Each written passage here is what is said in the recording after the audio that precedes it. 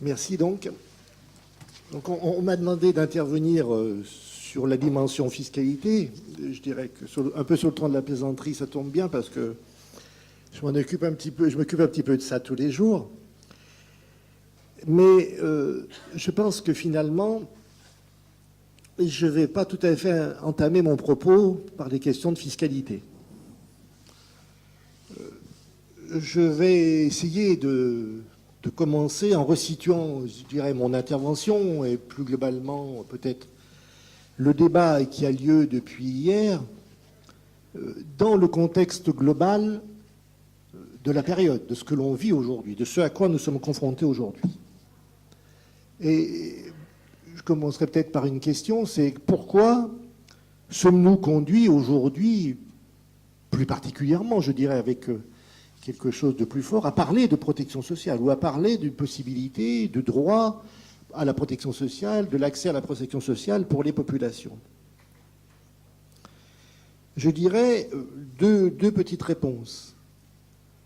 Je dirais premièrement parce que partout où un système de protection sociale existe, il est en difficulté. Il y a des difficultés notamment liées à son financement. Et je dirais même que partout, l'accès aux prestations sociales, pas partout, parce qu'il y a eu des exemples, y compris la Chine, mais de manière majoritaire, en tout cas, dans les pays capitalistes, partout, l'accès aux prestations sociales régresse. Il y a des statistiques qui tombent tous les jours là-dessus. Et notamment en matière de santé, la situation devient très grave. Accès aux soins hospitaliers, possibilité d'avoir un médecin, y compris de recourir à des médecins généralistes, on ne parle pas des spécialistes. Il y a des problèmes majeurs qui sont posés, avec en France des volontés de fermeture, je dirais, d'hôpitaux de proximité à tour de bras. Moi, je suis dans le département de la Drôme, et en ce moment, l'ARS veut fermer un hôpital de proximité qui est celui de Die, peut-être d'aucuns en auront entendu parler, sur lequel il y a une lutte engagée depuis plus de 30 ans, qu'on a réussi à conserver, mais là, vraiment, je dirais qu'on arrive peut-être au bout du bout. Et puis la deuxième réponse, parce que partout, en même temps qu'il y a, je dirais, ces attaques de portée, partout en même temps montent de nouveaux besoins en la matière. Une exigence des peuples, je dirais, à se sentir protégés, à être protégés dans leur vie au quotidien, je dirais, et dans leur avenir. Et ça, c'est un enjeu considérable de société. Une autre question, c'est pourquoi donc on assiste, je dirais, à cette régression de l'offre, je dirais, aux dépenses à la santé et à la protection sociale, de manière générale. Et par incident, comment et pourquoi, je dirais, pourquoi et comment, plus exactement, on peut remédier? Quelles, je dirais, dispositions nouvelles on peut prendre? Le pourquoi de cette régression, tout à l'heure j'entendais l'intervention du représentant de la Tunisie, c'était clair.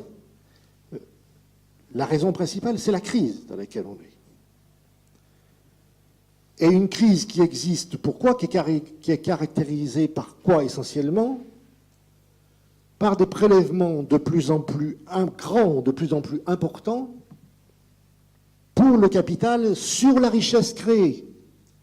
Et cela au détriment de ce qu'on peut appeler les biens utiles au développement de tous les potentiels humains, dont la protection sociale. Mais pas seulement la protection sociale, mais dont la protection sociale représente une part très importante.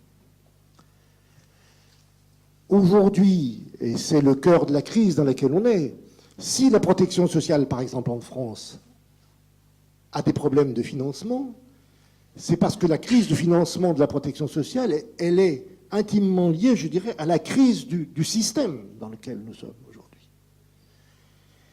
Et donc, aujourd'hui, le capital qui est suraccumulé a besoin de pomper toujours plus sur les richesses créées par l'homme. L'objectif pour ce capital accumulé, c'est d'assurer son rendement, c'est-à-dire les taux de profit et les dividendes. et pour, je dirais, assurer un rendement qui soit rapide et qui soit surtout pas inférieur au rendement qu'il percevait précédemment. Donc, avec la question de la protection sociale, on est sur le cœur, je dirais, du débat, de l'enjeu de l'utilisation de la valeur ajoutée et de la bataille qui est le cœur de la bataille de classe, c'est-à-dire entre le coût du capital et le coût du travail, ce qu'on appelle faussement le coût du travail, mais vous comprendrez. Et c'est là que se joue, avec par exemple en France, un basculement de l'ordre d'une vingtaine de points depuis la fin des années 80 en faveur des prélèvements du capital sur la richesse créée. Et c'est d'ailleurs, je dirais, ce qui nous enfonce chaque jour, cette situation-là nous enfonce chaque jour un peu plus dans la crise systémique. Et les difficultés de la protection sociale sont un des symptômes de la crise systémique en même temps. En fait, donc, il y a pression sur les dépenses de prestations sociales pour économiser la dépense sociale, les dépenses en faveur de l'homme. C'est ça ce qui se passe. C'est ce qui se passe aujourd'hui. Donc, dans notre réponse à la question « Quel accès à la protection sociale ?», ici, quand je dis ici en France, en Europe et dans le monde, on doit profondément intégrer ce paramètre. Parce que je pense qu'il ne peut y avoir de réponse, je dirais, efficace en matière de protection sociale sans qu'en même temps, on commence à modifier le système dans lequel on est. J'y reviendrai un petit peu après. Et la question derrière tout ça, c'est doit-on laisser capter le fruit du travail, c'est-à-dire les richesses produites par le capital, et ne laisser quand même que quelques miettes, je dirais, à la population, parce qu'il faut bien que les gens puissent vivre, ou doit-on utiliser le fruit de cette richesse créée pour les dépenses sociales? Doit-on utiliser cette valeur ajoutée pour les dépenses sociales directement? Alors, je dirais, dans ce cas-là, ce n'est plus simplement d'une redistribution dont il s'agit. Et, bon, redistribution que moi je dirais un petit peu redistribution secondaire, notamment par le biais de la fiscalité, redistribution de la richesse créée par l'impôt. Mais il s'agit d'une autre utilisation de l'argent, créé au sein de la valeur ajoutée, afin qu'en utilisant cet argent, on finance effectivement les dépenses de protection sociale, et en finançant les dépenses de protection sociale, on avance vers un nouveau type de société. La construction de la sécurité sociale en France en 1900, telle qu'elle est ressortie de 1945, elle a répondu à cet enjeu-là. Dans la philosophie d'Ambroise Croizat, il y avait cela, c'était le fond. C'était le fond. Hein? Chacun contribue en fonction de ses moyens et perçoit en fonction de ses besoins. C'est le fond des choses, ça.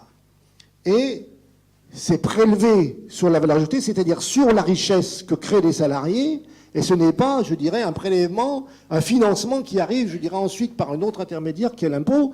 Et notamment, il y avait dans la proposition d'Ambroise Croizat quelque chose qui est indissociable de ce système-là, et d'ailleurs dont la disparition a contribué à pervertir et à nous amener dans la situation dans laquelle on est, c'est l'intervention directe des salariés dans la gestion de cet argent-là. Les pouvoirs des salariés directement dans la gestion, avec les élections aux caisses de sécurité sociale qui n'ont eu lieu qu'une fois, je crois, si je me souviens bien. Donc, en fait, on est face à dans ce débat sur fiscalité, on est soit sur fiscalité et finalement gestion étatiste de la protection sociale, comme ce qui se passe aujourd'hui, comme ce qui s'est passé depuis que Jospin a modifié la règle en la matière, puisque aujourd'hui, le budget de le PLFSS est discuté à l'Assemblée nationale. Les salariés n'ont plus rien à voir, je dirais, ont qu'une part très minime, je dirais, ne peuvent intervenir que de manière très minime. Soit donc on a une vision étatiste, soit on a une vision, je dirais, socialisée de la gestion de cela. Et ce n'est pas tout à fait la même chose. Et c'est pourquoi je pense profondément que le financement de la protection sociale ne peut pas et ne doit pas se réaliser par l'impôt. Mais par un prélèvement direct sur la valeur ajoutée. Et la base de ce prélèvement, du calcul de ce prélèvement, étant les salaires payés, étant les salaires servis.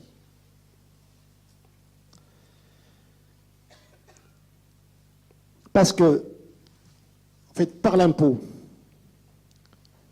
qu'est-ce qui se passe aujourd'hui en France? On a l'exemple de ce qui est en train d'évoluer avec la CSG. Vous avez vu l'augmentation de la CSG, on supprime des points de cotisation sociale, on transfère sur de la CSG, pour la branche maladie notamment.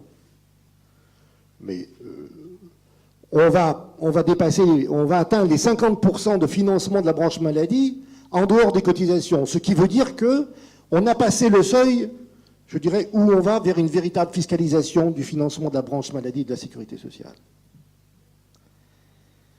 Donc par la fiscalité, qu'est-ce qui se passe? On prend sur les individus. C'est-à-dire on prélève finalement sur leur salaire. Et sur les individus, ce sont les personnes physiques, hein, dans le cas. Et ce ne sont plus les entreprises.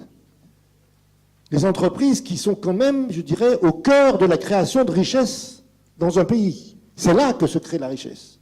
C'est là où il y a le travail, où il y a la transformation.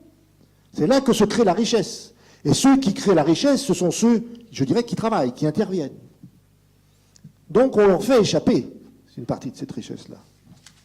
Et donc l'impôt, par l'impôt, on prélève, je dirais, sur l'argent disponible, sur les individus. Parce que dans la CSG, par exemple, on nous dit, mais la CSG, c'est assez bien, c'est égal, là.